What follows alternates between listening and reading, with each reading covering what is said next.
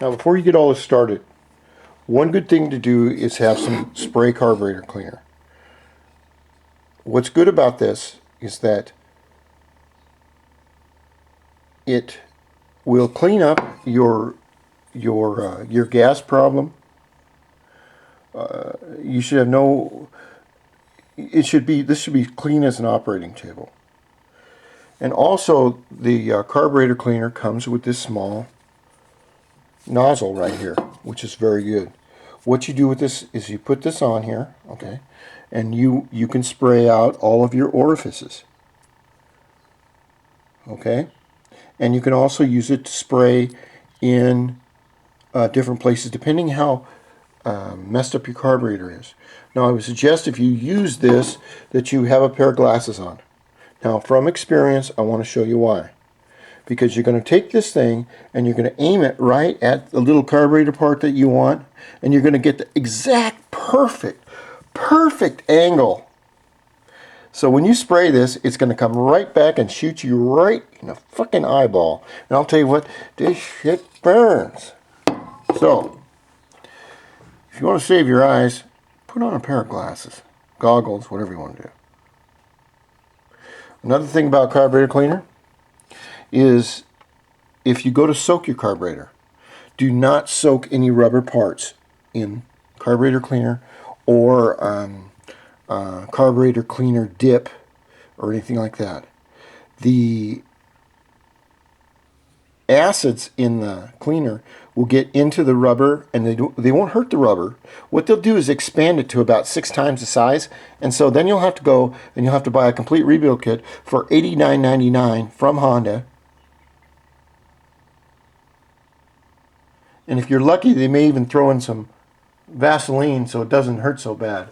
Or maybe some multiplex carburetor grease. So now we have the valve out right there. Of course, you got to remember I'm ad-libbing all this. I have to make this thing interesting. I have to think about what you're watching. I have to think about what the guy in South Africa is going, what the fuck is this stupid American talking about? Or the Australian going, man, these Americans are thick. Thick!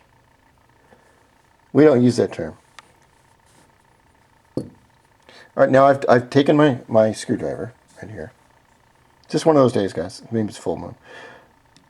Taken this and I have loosened this up. And usually they're not in there too tight.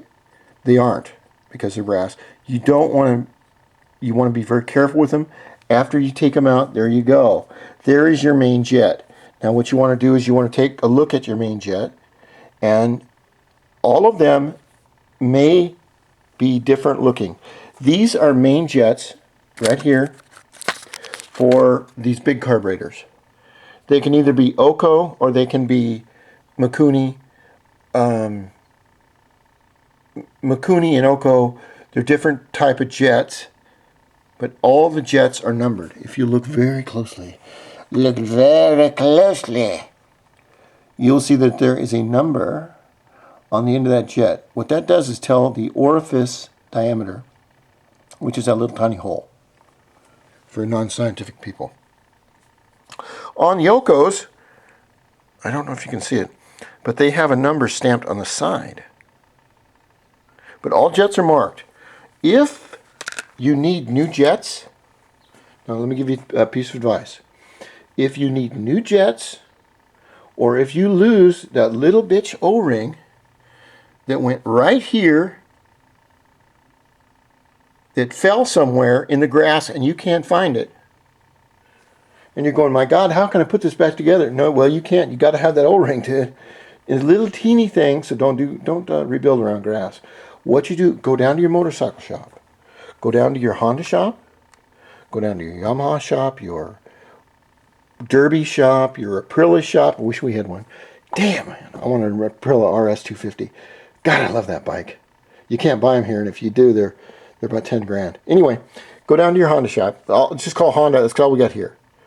And say, listen, I need a main jet and I need some O-rings. They will break out a plastic box like this, about this big, and they will have O-rings, the little teeny bitch ones, the tiny ones that like would fit around this, or any kind of size jet.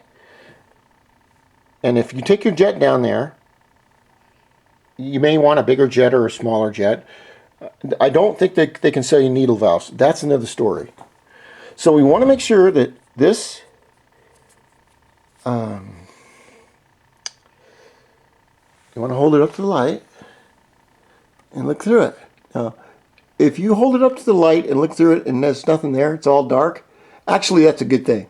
Because you're going, oh God, I found the problem. Thank God.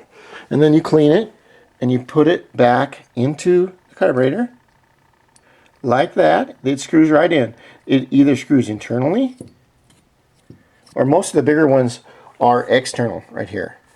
Now the reason they're external is because on the newer carburetors they have a quick change deal.